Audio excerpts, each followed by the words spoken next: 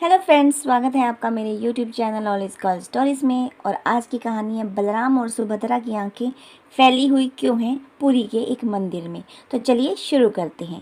ये हर मनुष्य के लिए आश्चर्य का विषय है कि जगन्नाथपुरी के मंदिर में भगवान कृष्ण के साथ राधा क्यों नहीं है, और दूसरा तीनों भाई बहन की आंखें इतनी फैली हुई क्यों हैं। इस विषय में एक प्रसिद्ध पौराणिक कथा है। तो चलिए शुरू करते हैं।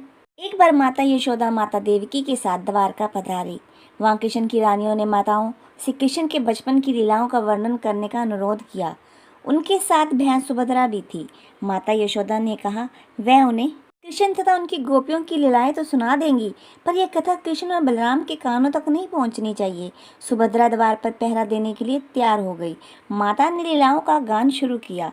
भगवान की लीला का रसपान करने में सब अपनी अपनी सुध खो बैठे थे।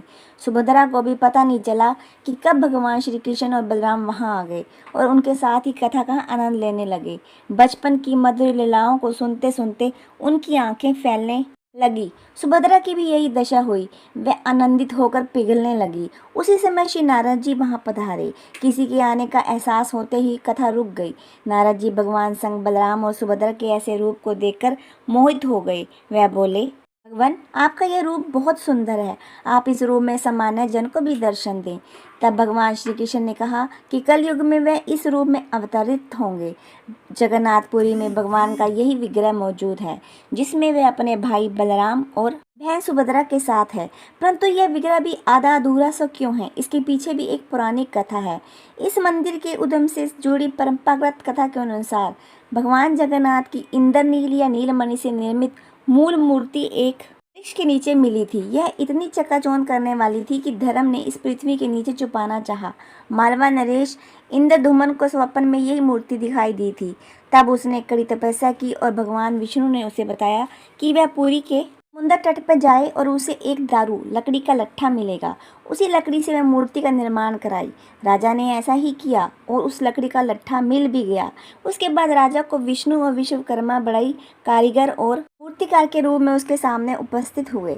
किंतु उन्होंने यह शर्त रखी कि वे 1 माह में मूर्ति तैयार कर देंगे, परंतु जब तक वह एक कमरे में बंद रहेंगे और राजा या कोई भी उस कमरे में अंदर नहीं आए। माह के अंतिम दिन जब कई दिनों तक कोई भी आवाज नहीं आई तो उत्सुकतावश राजा ने कमरे में झांका और व्यवहारिक कारीगर द्वार खोलकर बाहर आ गया और राजा से कहा कि मूर्तियां अभी अपूर्ण हैं, उनके हाथ अभी नहीं बने थे। राजा के अफसोस करने पर मूर्तिकार ने बताया कि यह सब देव वश हुआ है और यह मूर्तियां ऐसे ही स्थापित होकर पूजी जाएंगी। तब वही तीनों जगन्नाथ, बलभद्र और सुभद्रा की मूर्तियां मंदिर में स्थापित की गई।